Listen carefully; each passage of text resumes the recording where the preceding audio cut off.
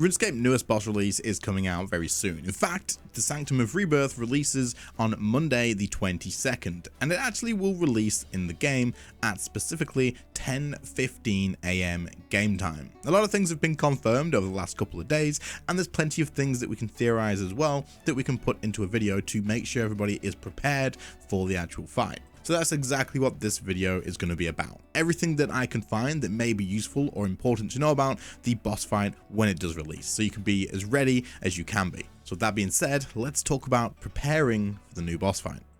So to be able to get started for the actual dungeon, you will need to have completed 2 quests. One is releasing with the boss, so you'll do that on the actual day of release, and we don't have any information on that except the items needed, which we'll talk about in a second. And otherwise, you'll have to have completed the necromancy quest, which is necromancy with the exclamation point being the tutorial or the introduction to necromancy. Keep in mind though, this boss is not a necromancy only boss, you just have to have this quest as a prerequisite. To start the necromancy questline, just teleport to the Drain of Village Lodestone, walk towards the Death's Office entrance or the War's Retreat entrance, and you can start the quest there. As for the new quest being released with the Sanctum of Rebirth, you will have to have these following items: 3 cadaver berries, 10 fishing bait, an anti-poison, 3 dose, charcoal, and a papyrus, whatever that's called, the paper thing. Those are the items that we are going to need for that quest. I can't imagine it's going to be a very long quest, probably just an introduction to the actual area and the boss itself. But get those ready in the bank so that you have them on release day. Then some other information that is worth noting is this is going to be a high level boss fight by the look of it, with tier 90 plus weaponry being suggested and overloads as well. Now in this same screenshot here, you can see a few other things that have been suggested, which we're going to talk about a little bit more in depth. First of all, they talk about the dive ability. So what I wanted to do is talk about some useful abilities in general that may be useful for this actual fight. And that is because dive ability being useful shows us in the trailer as well that it's probably very important to be able to move around very quickly and to be able to reposition yourself at ease. This is going to be super useful with the dive ability, as you can click and point to exactly where you want to be. However, I'd say it would also be probably pretty useful to have double surge and double escape as well. And of course, having the mobile perk is only going to be useful as well. I mentioned that on the post too, but having the mobile perk will just mean that you can use dive, surge, and escape a lot more often than if you didn't have it. But also having access to double surge and double escape will probably only be something that can be useful, because if you mess up one of them, or if you have to use it off of like a low cooldown, this will be a very useful thing to have. Another useful ability to have is going to be Bone Shield, which again, I know this because they told us on the actual information post here.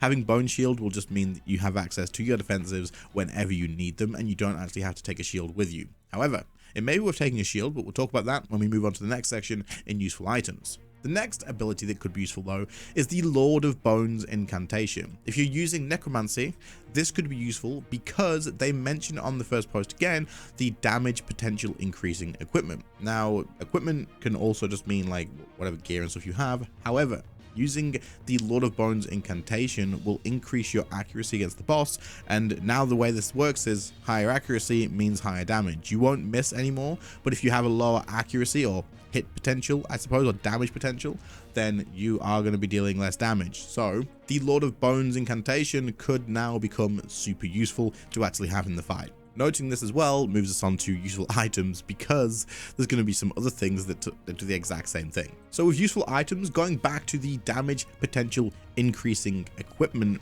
you're going to be able to look at anything that increases the amount of damage potential you have, or before the update, anything that increased accuracy. This is like the stat hammer, the Statius Warhammer, which will allow you to decrease the boss's defense, and meaning you can increase your damage. It's going to be super useful if you have access to this. It is always worth having this as an essence of finality if you can. That way it doesn't actually lose charge, but you will still have to bring a switch, whichever you prefer.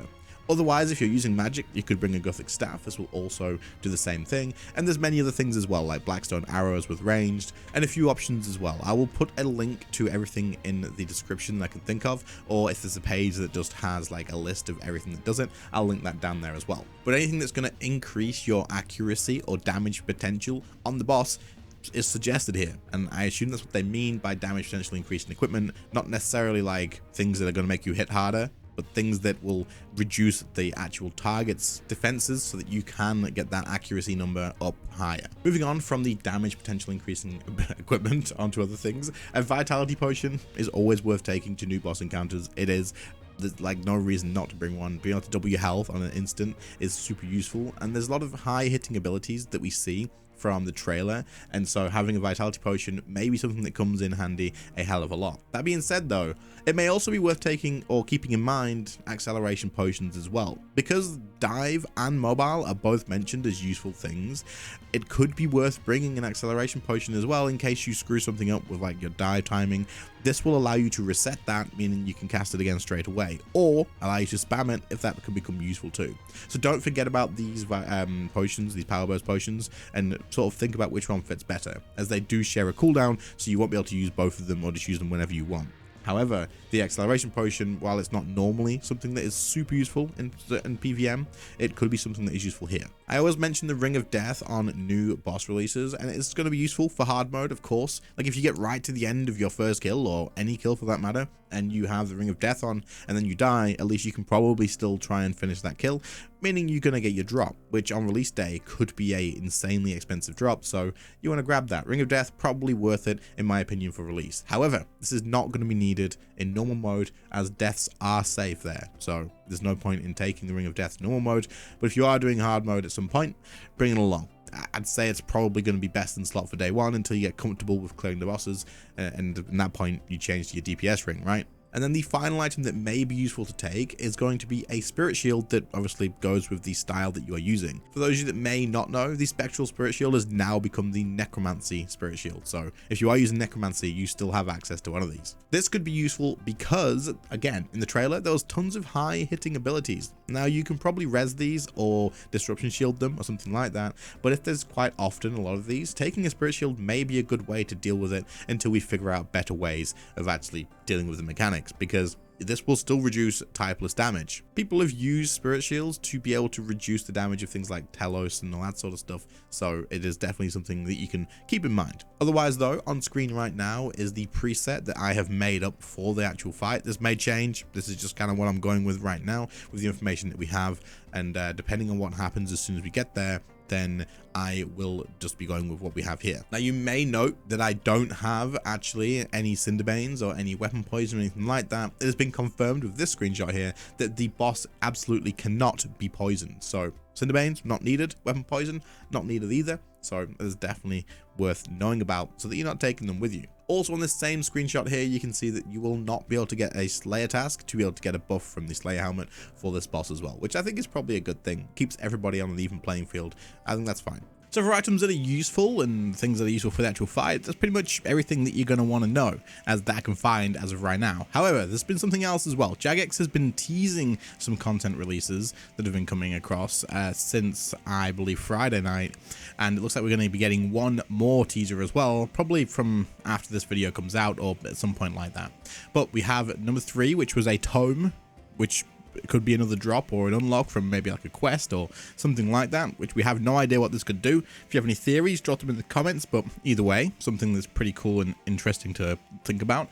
And then other than that, we have the little entrance, I guess, to the area, which is coming from one of the rowboats. So we're probably going to be sailing from the city of maybe, I guess, over to here, but either way, this area looks incredible, and I just can't wait to actually take on this boss. So otherwise, thanks for watching, guys. I appreciate it. Keep an eye out for the tip-off number 1, the little reveal or teaser number 1.